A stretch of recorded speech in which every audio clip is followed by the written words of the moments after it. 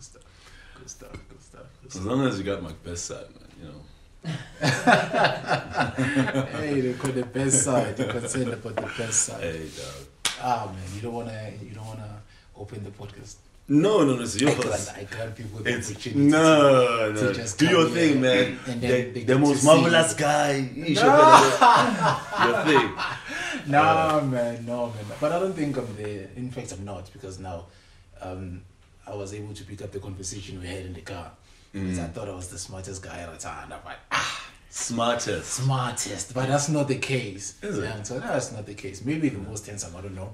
But that's why Hey, it's also debatable. But I boy. think people always take that out of context, where you say in club like, I'm the most smartest guy, the most handsome guy, that's all. And No, but you gotta own it, man. The girls always say, "Mina nguhle." Oh God. No, I and do they own own it. it, yeah. And they own it, you know. So you gotta do it as well. But I do own it. Yeah. It's like if I'm not there yet, I'm putting things into Manifestation. Yes. Yeah. So it comes as if like it's some braggadocious part with yes, Jane. Yes, Jane. No worries, no But worries. that's not No the case. worries. I don't want you to get the same idea or percept about me. Anyway, guys, this is how we officially welcome you to Talks with Kells podcast, the only one recognizable in Ratanda so far. This is your boy Themba Kells, the most handsome guy in Ratanda, the most brilliant and smartest guy. He said I must fucking own it. I'm owning it. Falatsi. How are you, sir? Good, man. Good. I'm okay, man. I didn't get your surname. Lephuting. Yeah, What does it mean? It's actually a totem animal. So Baputi. And then Lephuting is the singular version of Baputing. Yeah, it's like a clan. So Sotho clan. Baputing, I don't know, you correct me if I'm wrong, but it's like you take care of each other, or... No, it's actually an animal. It's an animal. Kiki Puti. Puti, it's a small buck. In Afrikaans, they call it a diertjie. A diertjie.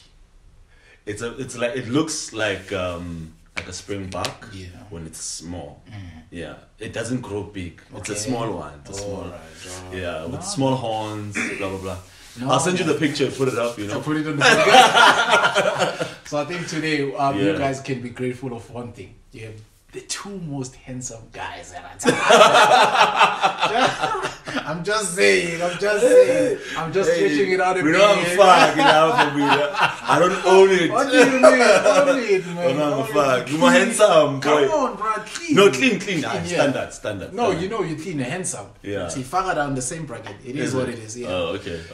Now look, we'll hear what people say, because handsome, eh? So if people disagree with that, how is it gonna make you feel? Which I'm not handsome. Yeah. If they say no, Falatsi is not handsome. It's okay. It's okay. It's not a train smash. Yeah, what they feel doesn't affect me. Yeah. How do you see yourself? Oh, me? Honestly, hardworking as mofo. Okay. You know. Really, like I'm a realist in life, and I'm not seeing. I'm not like. Just so you know, I didn't even mention looks, but it's literally that. Like I believe in the work ethic.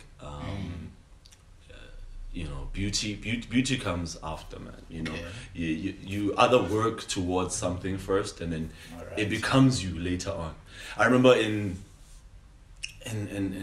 primary school. Yeah. I used to win these awards for like no, not even like cricket. The Ducks boy, you know, that type of stuff, right? Yeah. Where you academically strong and also actively strong. I call you the Ducks boy, something like that. Okay.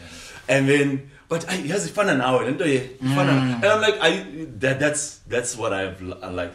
Do the work and then fun now. Yeah. Shit. So you play cricket? I play cricket. Not football. Hey, baller, man. Come on, like, what's the story behind that? No, Itiski was something I played Estradine. Yeah, I lost my Chirichu. But it wasn't something I literally took to heart. Like I was, like the sports I played, cricket, tennis, rugby. I didn't play rugby. I played rugby for 1 week. I went to practice. I went to rugby like in high school for like 1 session. I was like, no ways I'm doing this. Yeah, it's too physically demanding. Like, you know, I see American football and saying like it's the most dangerous sport. I'm like, rugby is more dangerous than American football. But yeah, I'd never do rugby. But I played cricket, I played tennis, I played basketball. Those are my go-tos. Because plus, I mean, it gives you an all-round, you know, fitness experience. Yeah. Shit. Somebody said to me, I don't want to be prepared if you're going to interview Falatsi. He's very, very nice when it comes to the accent English. Very, very nice. So I'm here, oh, wow. Yeah, we need to work just to get there. This from the guy who reads 10 books a day. No, reading doesn't mean that you automatically activate your accent. Oh, accent. The accent. But accent is neither here nor there, dog. If you know... It is what Is it?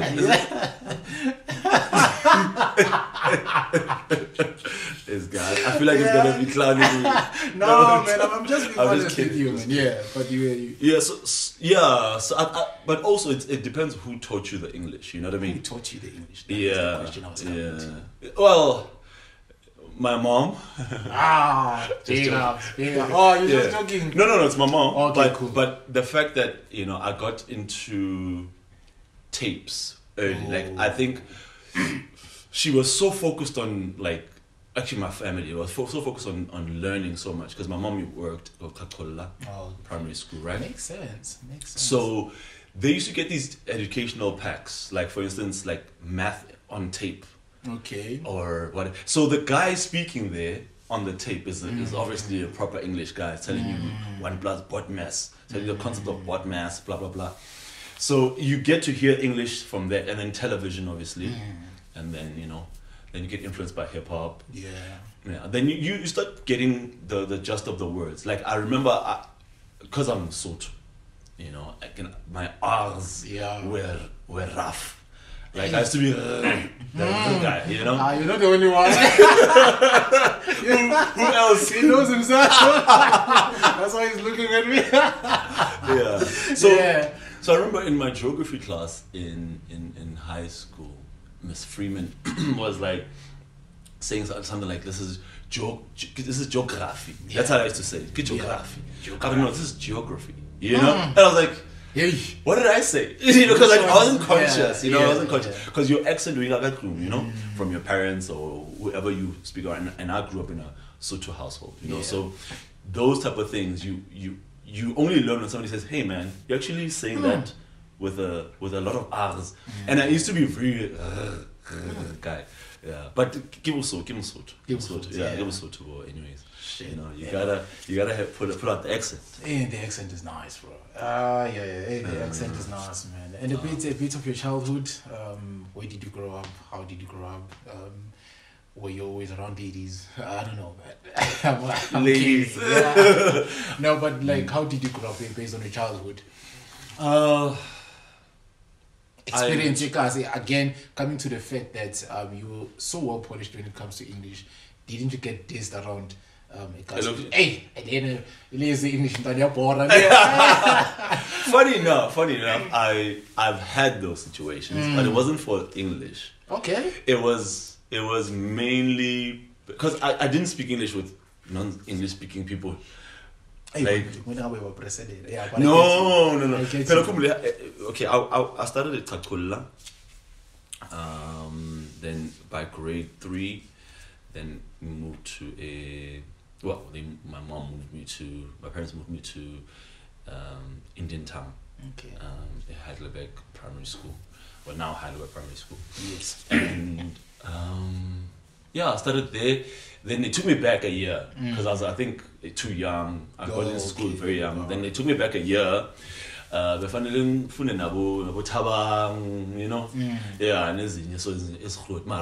it's move. Yeah. And then they're like, no, you have to catch up, blah blah blah, on certain fundamental concepts. Yeah. And then HPS, from there, like Because I'm ngikhulele eLosmanchir. Yeah, Ratanda. Yeah. Proper Ratanda. Yeah. Echungu. So sanebuku ngana yeah, PV. those things, Yeah. So we used to play like ibola on the buku. On the book. Yeah. So childhood was tough, man. I think for me, especially because I had a skin problem back then. I had like patches of because my parents are very light, lighter than I don't think I'm light, but I mean they're very light. Good light skin girl. Yeah, a tad bit, So they were light and I was the dark one. So I think my body was still adjusting. I wasn't just enjoying. So I used to get teased a lot about my skin condition. Oh, that's nice. But like weird enough, like I got the tough skin from there, right? Because then you start, shrugging it off, shrugging it off. Yeah. So, and then I'm trying to think of like what bullying because I literally didn't even register the bullying because there's a lot of it, right? Yeah, there's a lot of it. Yeah, but I didn't register because like I was more focused on just getting my parents happy because I think I was a parent pleaser, parent pleasing kid. My grades were supposed to be on point, That was the most important thing. So when other kids came back home, dropped their bags off and go in outside, I was on the books. You had to finish your homework first. After homework, clean indlu, Yeah. mop the toilet, nani. So very disciplined household, very disciplined household. So it wasn't like you get your way. Yeah. So the main focus was if you could do it good at school, then everything else can be managed or manageable. And then, so I also did ballroom dancing. So, a man of many talents. A man of many talents. On the dance floor, she's. But so I was privileged enough to be taught by Uvus Makatini. Is it? Yeah. He's dope, man. Yeah. Like he's a legend, man. He's a legend. And some of those people, actually those people, like the disciplines I've been through, they're the guys that taught me the discipline, like how to be on time, respecting your craft, and being, intentional about progress. So for instance, ukuthi uqala ku junior or ku bronze, let me say bronze, then you go silver, ama levels are called, right? So you have to know when you're here, you're doing this. When you're there, you're doing this.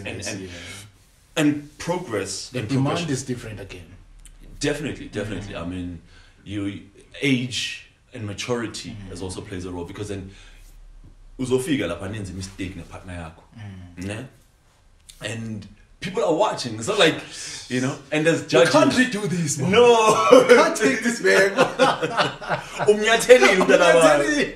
Yeah. So she's going to look at you and you're going to look at her, you know what I mean? So you have to readjust yourself. But it taught me, hindsight, that the show must go on.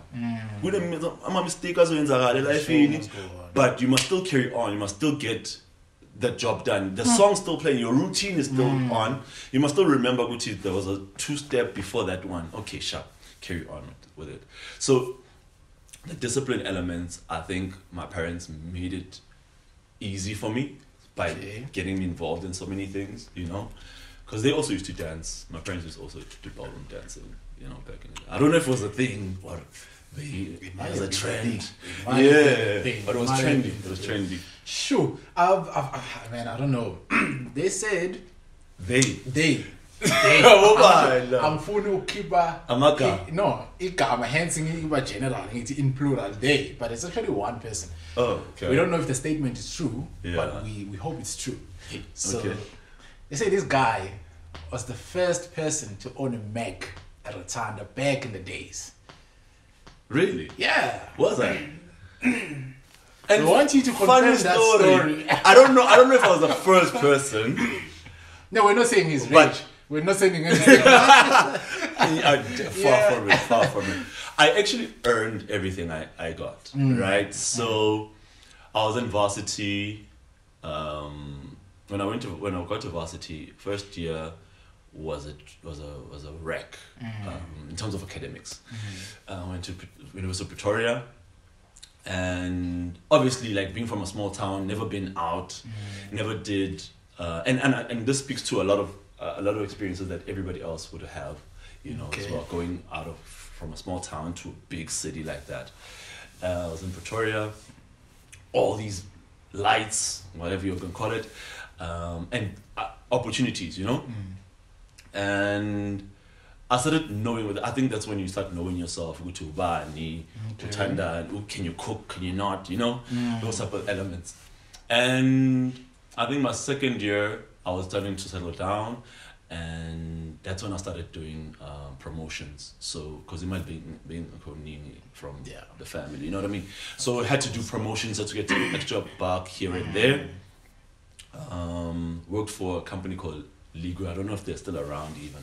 Worked for a company called Ligua. They used to do Samsung ads, Samsung promotions. I would remember E250 boy. Yeah. Hey, but what thing is that? Is it? What thing is that? So been around. Yeah. I think Pretoria was like leading in some sales, what. And I didn't give him my dues, but anyways, it was a criminal. Yeah, it's fine. Because I used to sell the crap out of that phone, and then so from that experience, knowing how to approach people, selling, which is a very important skill. You need to know how to sell as a person in any sphere of life. So you get to know how to sell, how to approach people, how to do these things. Then I heard there was this company called Student Village back in the day, and they used to do student activations at the varsities. Okay. And they were given a contract to employ AMA student agents for Smirnoff, right? Smirnoff been agents, basically that's what they were called. Yeah. And I went to the interview. Interview was successful. This guy was like, dude, we're looking for a guy like you. Yes. At the interview, I was like, how? Aren't you supposed to call me later? So got the job. And the first thing they did was give us Macs. For free. But obviously it wasn't for free, what I mean? Yeah. So that's how I got to own that Mac, MacBook, right? A MacBook. Yeah, it was a MacBook Pro. I was the first white ones even. But like, to the world, it was like, for me, it was, oh my God.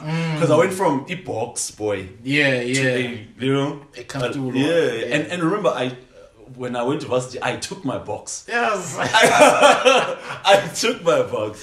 Shit. I took the screen with the thingy at the back. Yeah. It was no flat, everything. I was there, And then, I had to tell my folks, hey man, take this thing back. But yeah, so that's how I got the Mac. The Mac, yeah. Being the first, I don't know. You don't know. I don't know. I'm not sure. It's not tested. It's not tested. It's not tried and tested. Yeah, it's not tested. Fine. It's not tested. So, producing. How did you get into that?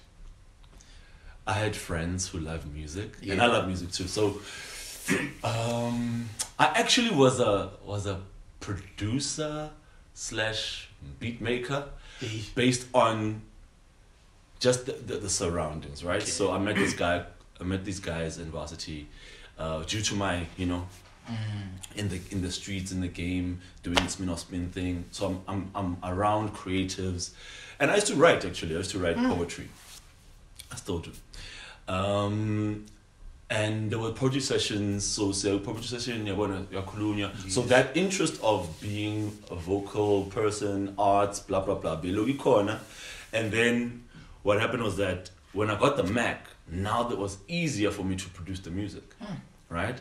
And what I love about that's when I fell in love with Apple products, because their quality is second. Yeah, it's insane. Because the guys used to literally record on the on board mic. Yeah. Yeah, I didn't have a microphone. They say. Yeah, they say. So and it sounded crazy, like, so it sounded very, very, very nice. But anyways, I met Frost, Cyril, Shabanga. Yeah, Frost was his rap name back then.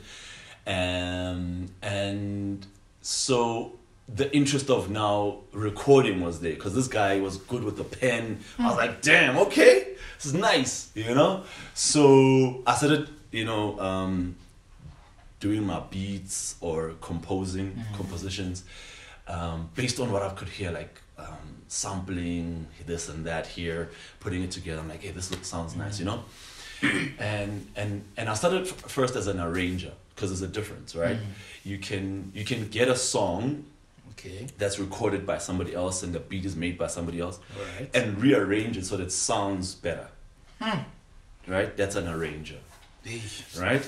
So and most of the guys do it nowadays. They just say to an artist, just record, just sing your song, right? And then they'll take bits like multi then they'll take that bit and make it a continuous That's called song arrangement. Okay. Then you arrange the song in such a way that it's pleasing to the ear. I used to do that, right? Because my boy was recording off beats, then I used to just put them together and just basically engineer this thing. And then based on time, and the amount of time I spent in the studios with these guys, I became now, this producer guy.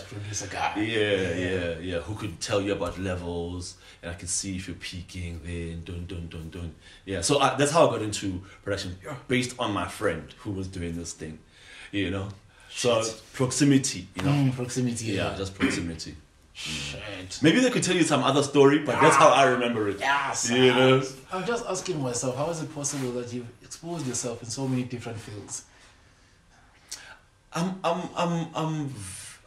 like, I think that's why my parents took me to these things. That got me involved, because I absorb, environments. I absorb whatever is there, and I've become. I'm a very good watcher, learner type guy.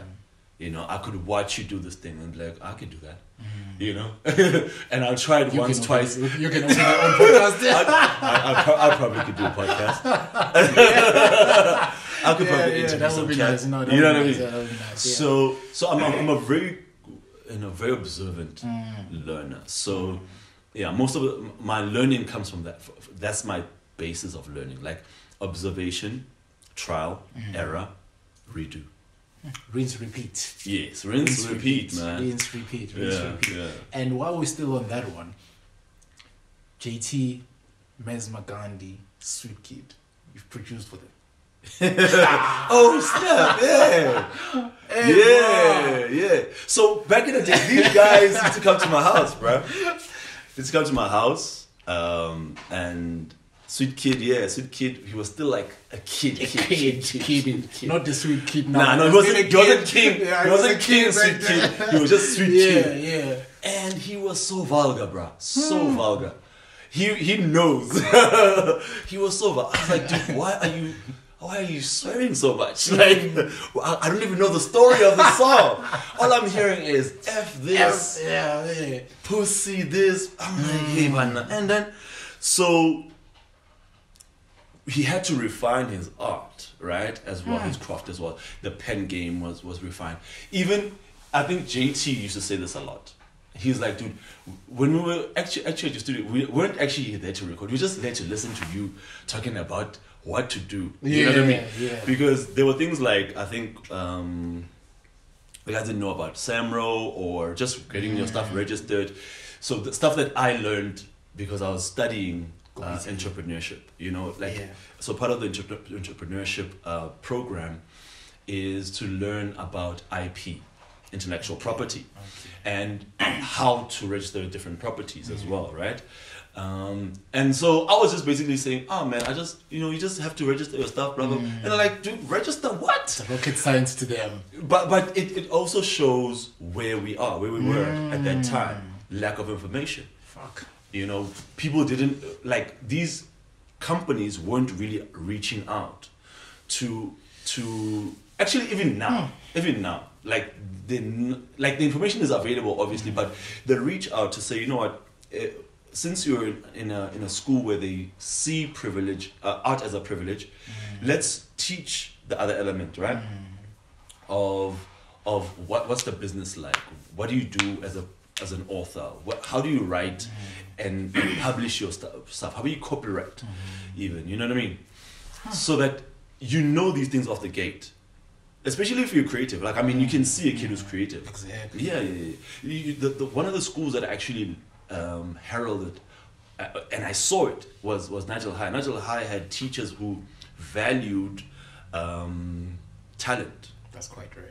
Yeah, value talent. And I know there's a certain number of teachers who saw that. Like, I mean, Caesar comes from Nigel High. Caesar. Yeah. And he started there doing drama, right? In that school. So there's teachers who were like, okay, we see you, let's drive you to this angle, you know? So that's the first thing that is very important, that, you know, talent needs to be identified and then given information. You know, whatever you're talented in, they must give you information in that talent, in that sphere, so that it's easier for you to progress. You know, and it's basic stuff. Like just basically going to split sheets. I mean, how many artists come on other people's podcasts and say, "Yes, bang shay, bang no kill, but it was no kill." It's the basics. It's the fail to understand. It's the basics. As we were speaking about this yesterday, because a lot of guys will take advantage of your art because you're not aware on the business side, how to handle your stuff. That's the advantage. Shit. But how was the experience actually producing for these guys? It was insane. It was actually very nice. Like I was literally a kid in a candy store, bro. These guys are talented, and they wanted to do it. Like, you know, there's people who are forced to do jobs. Exactly. But these guys were really passionate. Like, we are born and namanje basapush. So yeah, like so for me it was just adding magic to whatever they were doing. I was like, I gotta make this nice. The magic man. Yeah, like the magic man. Yeah, like I believe everybody has magic, you know, and you can or cannot. Let me say, you choose to or choose not to add your value or add value to them. You know, so I just saw talented guys. I saw the rawness. JT, the voice. JT was not even a singer back then. He was a rapper. Yeah. He was a rapper, bro. And it was, I can't remember what they called themselves. Lily and Almasbank, they were a crew. He told me the name, but I forgot. Yeah, I forgot. And then he decided to go solo. Yes. Yeah. That's when he went solo. And the thing is, what's nice, well, the experience, because I don't want to go too far now. The experience of working with them, it was like literally come in the house, chill. I had a desk that I had bought from my dad's workplace because they were clearing out office equipment, and I was like, I want that desk. Bought it. So I had a little office set up, Nyana, in my bedroom, and then laptop here, microphone, earphones, you know. Yeah. And then I used to count them down. 1, 2, 3, do your thing. Yes. You know. Yeah. From there, editing. And yeah, the only person I think who was actually good at like the mastering element, and I don't think he gets props, Oza is like a G, bruh. Like, he was doing that stuff back then when FL Studio was still gak. Shit. Like FL was gak back then, but he used to make magic. Him and Charlie T, I think Charlie T is his brother. Well, yeah, I think yeah. Because you can. Unless they're from like different mothers, but I think they're definitely like fam, you know. But like he was like a boss, dog. He used to recreate beats, and I was like, yo, genius. All I did was I took whatever was given to me and just scrambled it up a bit. here we go, you know, and it sounded great, you know. But he was amazing, man. I wish we had more sessions, but I think we were at timing, you know. Also, but we were at different worlds. Safe to call him a genius. Yeah. Def. I think he is the most, if not the only, versatile producer I know. He can do a Maskandi beat now. Is it? Now. You can do it now. He can do a young hip hop proper trap. Yeah. And I'm sure Mapiano he's tried it. Obviously, yeah. But yeah. I want to ask you this one question. I don't know if your mind is gonna take you back in retrospect, and then you remember the dilemma. What's one project you have kick-started, but it wasn't your project, of which you were helping someone else? How many? Lloyd Love Entertainment. Okay. Actually, I actually was helping out Lloyd. So I met this lady called Lloyd. She's from the hood. I mean, was already Miss Ratanda, White Vibes. Okay. Yeah. So that project was, I don't know if it's that one. But no, it's not that one, but it's fine. Carry on. We love it. The more the merrier. Yeah. So Lloyd Love Entertainment got involved with that. Sizo was also part of it. Okay. I actually got Sizo involved because it was child development, man. Like, you know, building strong-minded individuals starts, you know, in that area. Arts. And I love the arts. So that's my premise in life. But Lloyd Love Entertainment, and this was during my down times in academia, because I was in between finishing my degree, didn't have much to do, and I had access to a camera, so I was like, okay, let's do these things, yabo. And I was doing photography for free, basically for free back in those days, because I wasn't really, I didn't look at it as a business. Yeah, so it was more of like a, let's do this thing and make this thing look good, you know. I think that's my go-to all the time. Like, if I'm doing it, it better be dope. Whoa. You know, it better be dope. You know. No, it's nice. So got involved with Lloyd Love Entertainment. Started the whole company, and it was basically Miss Ratanda, or Miss High School Ratanda. I went to the high schools, basically recruiting young girls. Yeah. And boys. You've done the recruiting. Yes. I mean, it was second nature because I had a business. We're Yeah. also recording this side, guys. Don't worry. He doesn't want any censorship. Naturally. We should have that equipment like because I'll be dropping gems these days.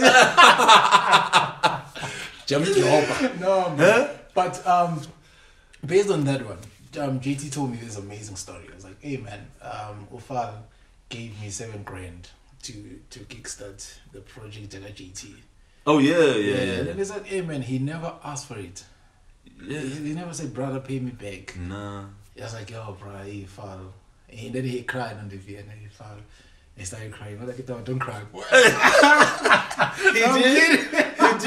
I don't remember crying, bro. Okay. No, but he was telling me the good side of it. He's actually a good guy. You see the brand Dega JT, but the genesis of the brand started with the father. And he never wanted that money back. Young told. So he was, I was like, oh man, shit. Yes, so in investing, right, doesn't mean you have to get something back.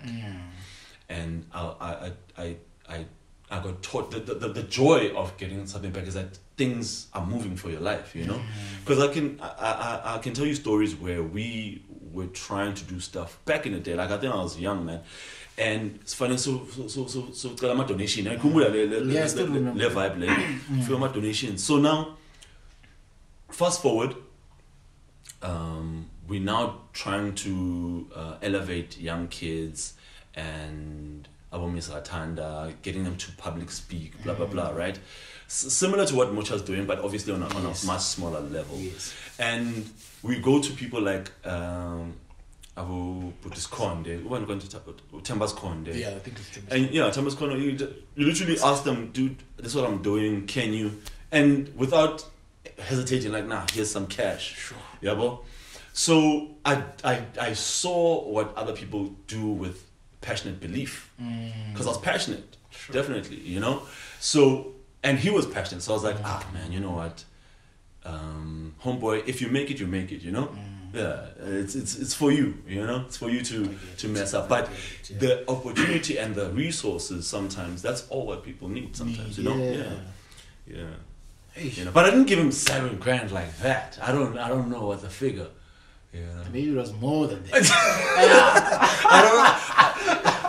Maybe it was more. I need to look at the slips, man. Do you believe you still have the slips? I keep everything. Hey, GT, come back. I keep everything. I keep Kells has reminded me now. Yeah. Nobody's but you invest, but you know, in order for people to grow, man, and for others to see the growth, and not. I hate people when they say, "Mina nyimenzile out there now," you know, going around. I built you up, man. I did this. I did. So generally, I wouldn't be talking about these people because then you would do the research and find out the stories. Exactly. But I don't go around saying Sizobanban because there's probably a lot of people that have helped. What would be that one message to JT right now? Seeing the brand that he has created. For me, I think it's a monster brand. Yeah, for me, that's my opinion. Yeah. It's Ratanda, bro, exactly. Yeah. It's not easy to create such an elephant of a brand. But what that one message you would have for him? Keep the courage, man. Yeah, because he's very courageous. That guy, brave soul. Like, and be true to yourself, man. Like, your inner voice is very still. Like, his inner voice is very still. So, and having spent time with him from pre-rap days to now, yeah,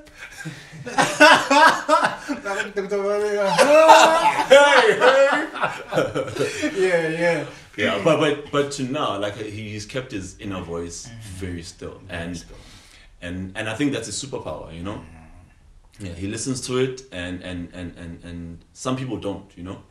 So keep listening to that inner voice, my guy. We're going to Ratanda Wakanda this year. We're pulling up. Of course. You know what? I always pull up. Yeah, I always pull up. He knows I always pull up. And I give free services, by the way. Just so you know, every year. Okay, no, that's nice. Every year. There's one thing that I've always wanted to ask you. You took these pictures at Soul's Cafe, and they were made memes. How did you feel about that? Because I'm thinking it's your work, your. Did you see my response online? No, I didn't. Oh, okay. I didn't. No, man. I actually was surprised people would take my photos and do that. Oh, it's not my photos of other people. Yeah, but it's your work. Yeah. It's your work. So let me tell you what happened. So the first thing I get was like a notification. How? Bundles Biluani, what is talking about it? I'm like, okay, let me check. Come on. And I look there and the first thing I saw was somebody's photo, and it's like, I think it was a conversation or something like that, and then the caption was very funny. So I laughed. Okay, yeah. Because I believe in humor. I'm a very chilled. I don't take anything seriously. Yeah. And I don't think people should. But when it got out of hand is when people were attacking each other personally. You know? I think it was something about and I was like, hey, now it's personal. Versus a meme. A meme can be anything. You can take a photo and like caption this, you know. So I knew what they were doing, and I didn't want to stop it, to be honest, because I was like, hey, my work is getting out there. Yes. I was thinking it is damaging your brand a little bit. No. I was like glad. I was like, a lot of people are seeing this thing. So it's not just me, you know. So I really love what the guys were doing. This guy. Mr. Something. Can't you find? Put next some Jolo. Put next some Jolo. Yeah. That guy's funny, man. It's funny. Yeah. I wish he was funny in real life though. Like as in when you talk to him, because he's different. Like I think people are funny here, and then or maybe it's me. I don't know him. Yeah, maybe your experience with him, but I'll tell you, he's quite a crazy guy. He's quite a crazy guy. Really crazy. I wish he had that wit face to face when I met him. When you met him. Yeah. But on the socials, I was like, wow, okay. Yeah, your work is out there. So I remember even showing it to my wife. I was like, look what's happening, you know? And then, like she was just like, but they're talking about your work, like blah blah. I'm like, nah. You know, like look at it from the bright side. From the bright side, people know me now. Like they know my brand. Yeah. You know, and yeah, man. And I think it was because I took so many pictures. Yeah. Yeah. I think I gave like 300 odd pictures per event. And people were like, why so many? You know, and if I took a picture of you, it's gonna be definitely online because I wasn't posting them, remember, right? I wasn't posting the pictures. The venue was posting the pictures. So I literally went, these are the pictures, the ones I could edit, they're proper, but now if I 300 in. And they wouldn't even curate them, they would just take dump on social media. And people were like, oh my God, I want to see. And now they were seeing other things. And I'm like, oh, okay. Shit. Yeah. But that was some That was vibe. wild, Man, man. That was some vibe. That was wild. That was some vibe, bro. Because I was like, yeah. Because now there were some people who were scared to go to the groove now. Go to Falatsi is gonna be there. Yeah. Oh, like shit. True. So now you have to like massage people's egos, right? And say, no, look, I mean, your picture's your picture. You know, like even if they do a meme, what does it mean? You know, unless there's something very wrong about what you're wearing or what you were doing or okay. So generally, I am very personal about photography. So before I take a picture, I don't just snap at you. I come to you. Hey man, how you doing? I mean, you just snapped it. No, you lies. I all my clients know. So, but I get your point. Yeah. So I'm very personal. So I would literally ask you, do you want to take a picture? Yeah. And most of the time, people say, yeah, sure. You know. But the one odd guy, two odd guys, three guys who are there for their own inconspicuous activity would say inconspicuous. Would be like, hey, bro, can ask him it's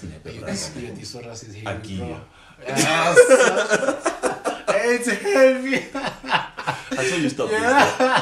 Stop this. But let's carry on. It's heavy. It's heavy. So generally, I'm very open and honest with my clientele. I'm like, yeah, man, I'm gonna take a picture of you, you know, and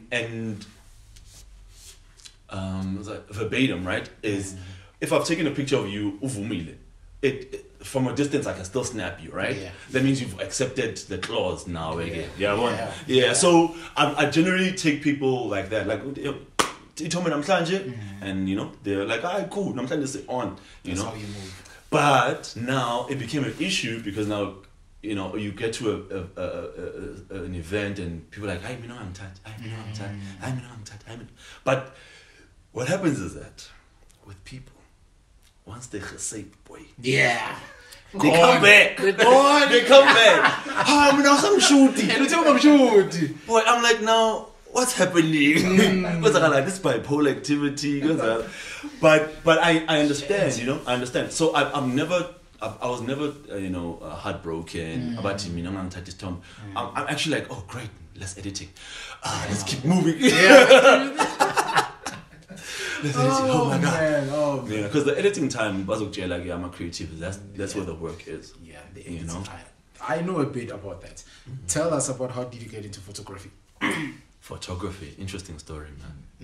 I actually didn't have a camera when you know. Who starts photography in the camera? No, honestly, who does? So let me tell you. So just to connect the dots. Yeah. I was a spin-off agent, and I was taking photos of the events as well. So meaning, but I had a digital camera. All right. Those small ones. Yeah. that the lens comes out like a zoom. Yeah, I can see those and then ones, with a little, those ones, right? I had the click and hold camera, digital camera. And that's when I got introduced to photography. All right. Basically, because I was taking event pictures so that I can show my boss then, which he says, so I'm keeping up this Sako this weekend. And then one of my boys got a camera, Tosh, from Cameroon. Okay. And he, we started playing around with the Canons back then, but then got separated. Fast forward to 2014, 2015. A boy of mine, Tabiso Mahapa, best friend actually in the world. He's like, that guy's amazing. He must have his own podcast now. But anyways, so he had a D600 at the time, and he was basically using it for like his own photography. He wasn't even professional about this stuff. He was just doing it just for fun. And here I was like, no, dude, just borrow me the camera. I just want to see. I'm lying, actually. Let me go back 2 steps. My girlfriend, now wife, got a present. Did you get that? Yeah. Cool stuff. So she got a camera as a birthday present. And it was a digital camera as well, but like much more advanced. It was an IX something. Okay. Yeah, I can't remember. And then I started taking pictures with that. And I wasn't even like trying to be a professional photographer. I was literally fascinated by the fact that you can do zooms, shallow depth of field now, you know what I mean? That type of stuff. And then we even did my first photography shoot was with her. Like a shoot in our flat back then. And then, it was next to a wall. We even went outside on the stairs. Hey, we were doing a lot. Babe, hey, we did a lot. We did a lot. Yeah. And that fizzled out at some point. I got disinterested. Fast forward to 2015, 2014. And, got reconnected with my best friend again. We was chilling, blah, blah, blah. He has a camera all of a sudden. I'm like, dude, let me try this thing again, And I think there were events that were happening. And I was like, dude, let me just borrow your camera. I'll bring it back. And without even batting an eye, he's like, cool, take it. I was like, okay, great. Back he had a lens, a 22 to 70 lens. Okay. Which is very nice range because you could do close-ups, you could do whatever, And with that camera, literally, I started going to gigs. And then I wasn't literally going in there saying, Minangi photographer, until Spain. I was there, chilling, corner, khatla, did my thing. After the gig, I'm like, hey man, here's your photos. To the owner, here's the photos, do whatever you want to do. They're like, damn man, it's nice, pictures, whatever. And back then I didn't even have lights, nothing. It was just a raw body and lens pair. Yes. And then then I started learning the photography lingo through YouTube. The YouTube, obviously. We'll go there. So, what is, because everybody starts off with creative mode, shooting on auto, whatever, then. But I started on manual. Is it? Oh, look at you. Okay, you don't say, sir. Now I'm getting Yeah. So, from there, from those tutorials, I was getting to understand, okay, f-stops. I was starting to understand a bit about lighting, compositions, how to, compose a picture of itself, the law of thirds, those type of things. And then I think I got to a point where I was frustrated about borrowing the camera all the time. And then I felt out, I'm probably like getting on my friend now every time. Every weekend, man, this week. Sense, Plus his brother is a influencer, so he's using the camera most of the time. Blah blah blah. Okay. Yeah, Tato Mahapa is a beast as well. It's a beast mode. So I said I got my own camera. Canon D500. Yeah. Got a D500 back in the day. And I got it off like these guys who were selling their stuff on D.O.P or those type of channels. And I bought my first body, blah blah blah. And I still wasn't making money. This was just a passion-driven situation, right? And sharp.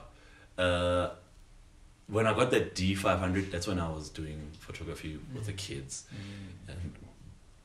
and high schools, blah blah blah. And most people didn't know me. I don't know them either, man. But like, they were like just fascinated by this guy with like a camera, and I mean, they were good pictures, man. Like, yeah, like I was starting to understand my message in pictures, and then my wife works at a geology firm, so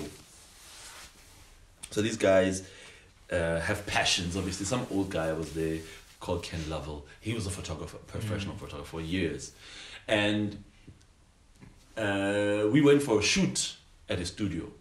My girl wanted to do a shoot. We went to the studio to the shoot. I'm like, dude, teach me. He was like, come.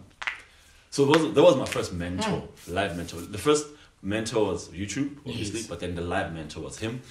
He literally taught me everything. Sure. Yeah. If you go to Ken Lovell on his pages, everything, he does crazy photography. He's too much. So between photography and producing, I know you're no longer producing. Yeah, I'm not. But would you go back to it though? I still do produce. Okay. In my little, time here, and I get time between the kids and whatnot, what I'm doing. I still get time to like do something, but it's not like something that's prevalent right now. Yeah, actually prevalent. How is the marriage side? Marriage is crazy, man. I'd like to get married one day, man. Is it? Yeah. Look, get married to somebody you like, man. Not love. Nah. Okay. You must like them, at least. What's the difference, though? So love is unconditional, right? It's the unconditional faith that you're gonna be with this. They're gonna be with you, and you're gonna do anything for them, right? It's like having. I think for me, love is like having a child, because no matter what, this thing is yours. This thing is yours. You know what I mean? Like, yeah. This thing referring to a child. Yes. Okay, cool stuff. It's a thing.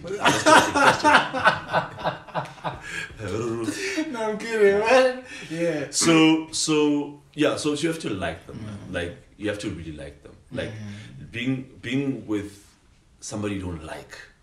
Imagine that. Love is unconditional for me. Like, you're gonna love them irrespective. Because liking leads to the love. That's what I believe, Like the person, enjoy their company, enjoy their silence.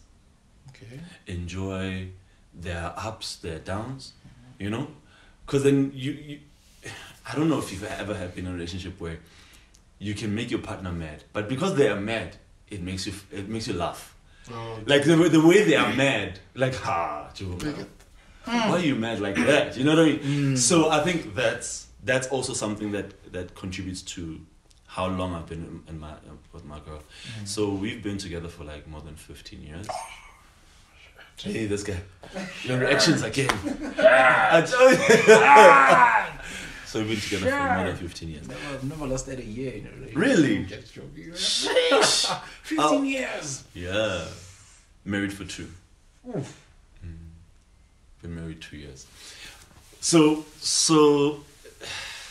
I that's why I think nothing's changed for me in our relationship except the titles. And now that we have a baby, obviously. But marriage, that's what I'm saying, like, somebody you can have fun with, like, go on a holiday and be stupid. Yeah, but if you can't be stupid with your girl, bro, it's useless. It's the worst. It's the worst. Yeah. That's why I get to because if they're your friend, then it's easier for you to translate that friendship into other things, you know. Because we get along so well, we can do X, Y, Z, you know. Hey. What are some of the things you like about her? Everything. She's... What's not to like, actually? Look at your face. Hey, man. She's had... Like, okay, so we've been through everything, you know. Our failures, we've both failed, we've both succeeded, and we still thrived. So what I like about her is she believes in me, man. Yeah, like, you know, if you find that sometimes even your folks will be like, yazi Themba la, but now she's like, dog, no matter what, you're gonna persevere. Yeah. You're gonna pull through. That's the main thing that made me say, yazi lo wami, fuck this shit, you know? Yeah. Because she believes, man. She believes in everything, and she takes the time to listen, you know? Yeah.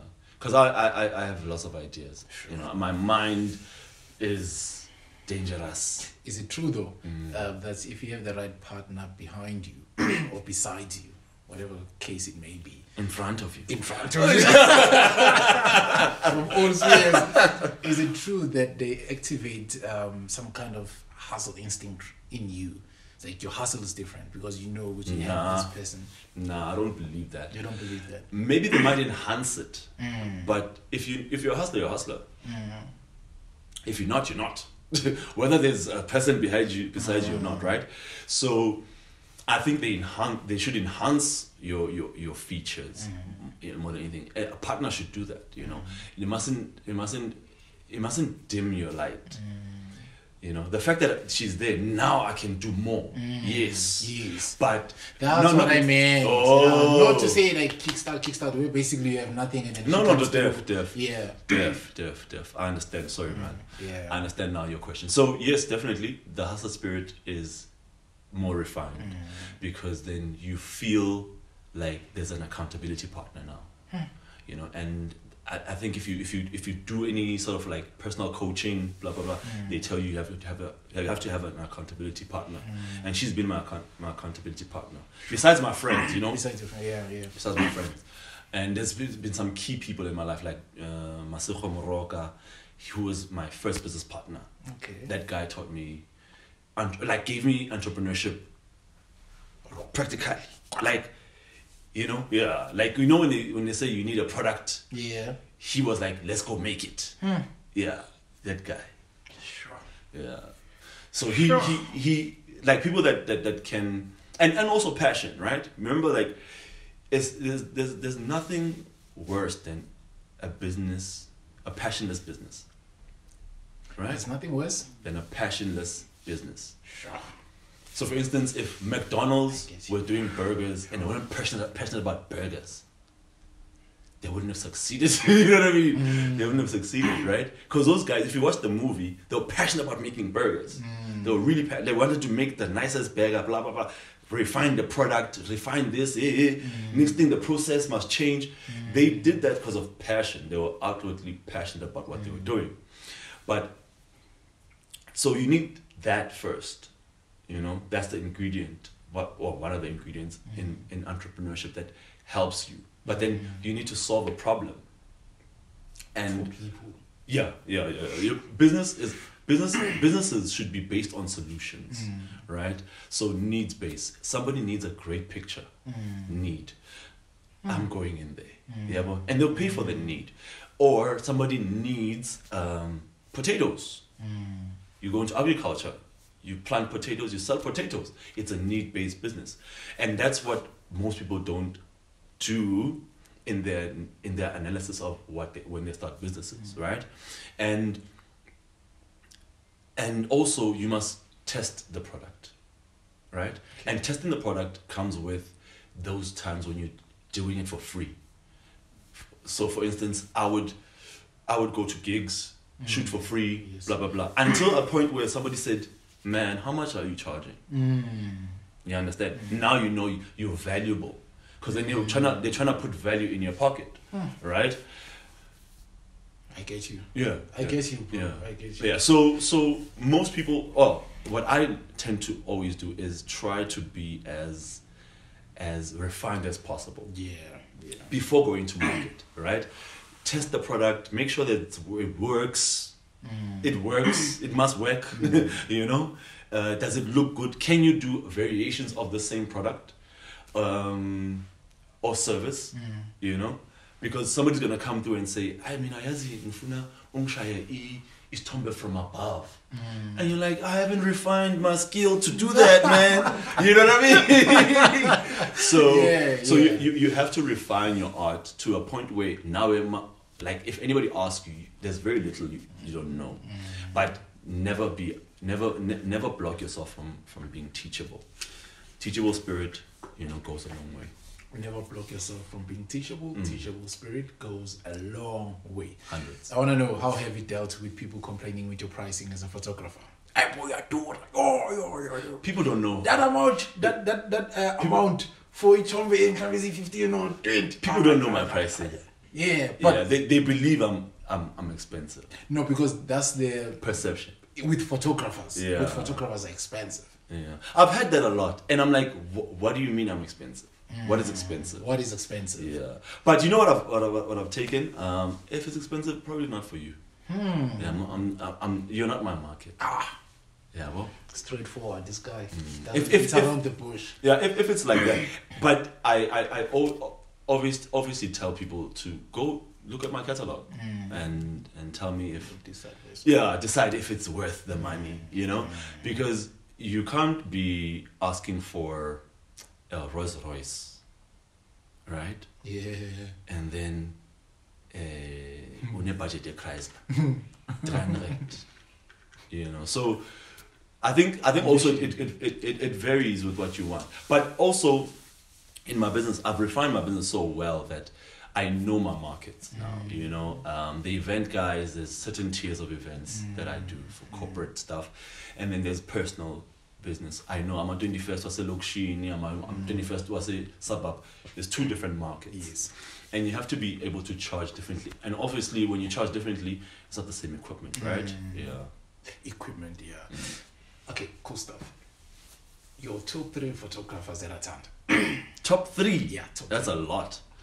That's a lot. Yeah, there's only one. Okay. I'm just joking. Yo!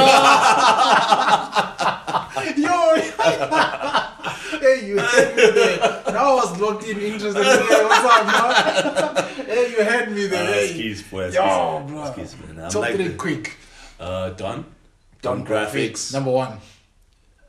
Okay, start from 3 and then you look at number 1. Oh, my number loud. Yeah. Oh no, my number. Bro, it has to be, bro. This is the juicy part, the fun part, because you get to give people the chance to, I don't know, my number, look at their work deeply. Man, boy, my number. No, let's do my number. Let's do my number. Just say you're just giving your ratings. It is what it is. Somebody could be rating you and say, okay, that's number 7. It's their rating. Sure. Give yours. Sure. Give yours. Is there a rating? I can't include myself, ne? No, you can't. You can't. But 3. Do I know 3 photographers? 3. You know what? Dead or alive, ne? Dead or alive. Umanas. Umanas. Umanas was taking Themba from school. Yeah. But now let me be serious. Don Graphics is my number 1. Yeah. Yeah. Yeah. Homeboy. Is it because of talented? Or because talented. His work is He's key. talented. Yeah, he's talented. He's talented, dog. There's another guy, Eagle Eye or Eagle something. Yes, Eagle Eye Photography. Yes. Top notch. So number 2. I don't know if there's a third guy, man. But if he was still alive, Arthur Tukwan. Tukwan was was a gem. Was a beast. But yeah, so and then how could I forget Themba? Beast mode. And I'd actually take off Don from the number 1 spot and put him there. Sure. There you have it. So Themba, Don, and Eagle. That's my top 3. Fuck, man, no, that's insane. I think we're gonna close the podcast now. I don't know. I don't know. We've gotten all the information we needed to get. Oh, I was quite curious, man. Why did you want to pull through on the podcast? Because I was quite curious. Like, hey, bro. No, hit me up. I'm gonna pull through. You know what I believe in, right? Timing is everything. Okay. And when you, at some point, all this documentation that you are doing will be worth millions, right? We receive. 100%. We receive. So you, and the more you put out, the more you get. And so this is my putting out. Shout out. One time. Shout out. So, no, timing, Jake, right? Because we were there talking about it. I was like, hey man, why am I not on this thing? Yeah, that was it. That was just timing. Sure. You know? No, I was quite curious. But I believe in the work that you guys are doing. I think it's a testament to the young kids. You have to put your mind into your passion as well, yes. And then put effort into it. Back it up, you know. Yeah, ungati, I'm a podcaster, mara. Our podcasty boy. Yeah. What would you change, like, about the podcast to improve? Change. Focus. Hey, focus. He said one thing, boy. Focus, boy. Focus. Yeah. So, to be honest, it's just maybe. Be brutally honest, bro. Please. Really. Do not say that, and then next thing so I'm drag. No. Social media, man. That's the only, because I feel like if you're gonna hold back, you never know which element, because we might not see it, 100%. And you might sit here and say, okay, these guys are liking it. I feel they could improve there. Okay. I think all the podcasts I've seen, they're stationary, right? Okay. And which is fine. I mean, this is the format. Yes. So it's just those pop-ups, maybe pictures of people that are being mentioned, because it's referenced, right? Yeah. Some people reference you, or I reference your homeboy. Show the picture, you know. But I think those are things that come with growth. Learning the softwares, and blah blah blah. So yeah, I think that. And maybe, I don't want to say format, but the layout of the question, like the storytelling. Okay, cool stuff. The storytelling, yeah. That's so one thing we need to get it right. What did you do here? Oh, okay, let's finish that part. Because sometimes we speak about books, and like, since there's a point there, let's jump to that one. So we need to finish points and whatnot. Yeah, but I think that. But like either way, I got interesting questions. Things I haven't actually thought about in a while. Yeah. And it's good to take those gems out of experiences, because sometimes you don't even know that you learned from that thing once you speak about it. You know. Yeah. And the other thing I would tell you is that treat it as a business. You know. Yes, it's a passion project, but. Treat it as a business. Ensure that what you're doing, what you're putting in, whether it be time, money, whatever it is, but like value it in some sort of form, and say, you know what, this is gonna be this much in 2 years, this much in that year. Yeah, just value it, and then focus on your algorithms and whatever analytics you have. See who's viewing your stuff, where are they? Try to push that. Quite some valuable information. Thank you so much. One time, man. Thank you for. But we have 2 quick things to just wrap it up, and then we officially close. Oh, okay. So there's a game we play. Game? Yeah, there's a game we play in the podcast. We've made it a culture of ours. It was introduced by Uzipho Dlangamandla. Okay. Yeah, it's 3 quick fire questions. Oh, I remember that. Shit, man, that guy. 3 quick fire questions, man. Okay, let's see. I'm gonna think a bit. What's one thing you regret doing back when you grew up that you wouldn't do right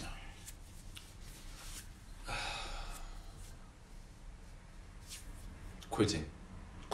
Whew. Yeah. Anything I've quit, I regret those, because had I stayed the extra mile, that extra, like I told you, timing is everything, right? And yes, things are gonna happen, emotions are gonna get involved, but sometimes you need to stay and just wait. Sure. Okay. The second one is, if you weren't doing photography right now, what would you be doing? Some other business. Because I'm a businessman. You said business-minded, Yeah, I'm business-minded. So I would be in another business somewhere, somehow, doing something like that. Because I'm always thinking business. Quite interesting. And then the final one is, how would you like your son to turn out to be like when he grows up? Responsible. Yeah. A lot of guys are very irresponsible. You know, and that goes for a lot of stuff, like babies. If you have a baby, unresponsible. So whatever it is, take responsibility, ownership. Yeah. Okay. Yeah. One more question to go. Okay. So this question was from the previous guest. Oh, okay. I don't know if you watched the episode, but it was fire. It was killer. The writer episode. Yeah. The writer. The writer? No, that wasn't the writer. He was a singer, DJ. Oh, yes. Okay, I haven't watched that one. Okay, cool stuff. So Kabadia said, because he actually didn't know what you're going to have, a male or a female. So he said, whoever you have, and I hope it's a female.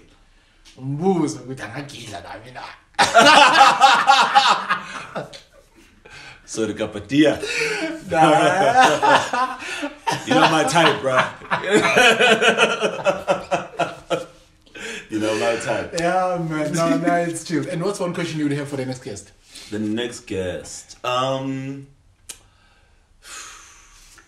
Think about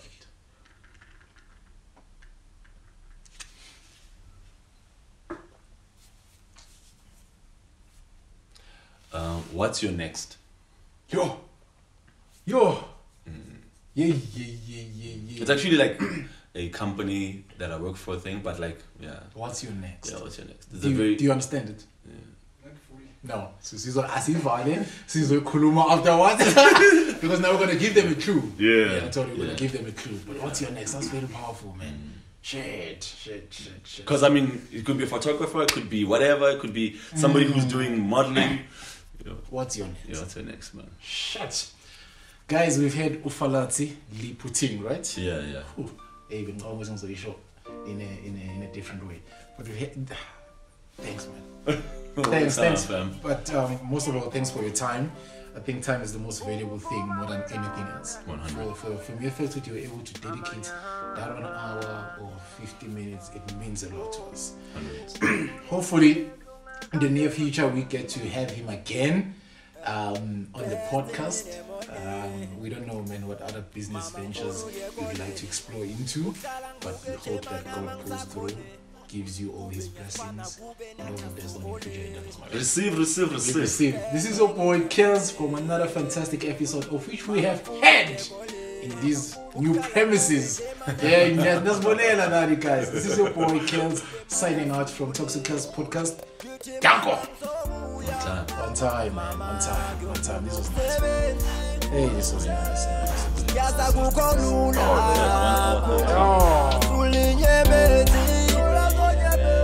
Mama ngizobuya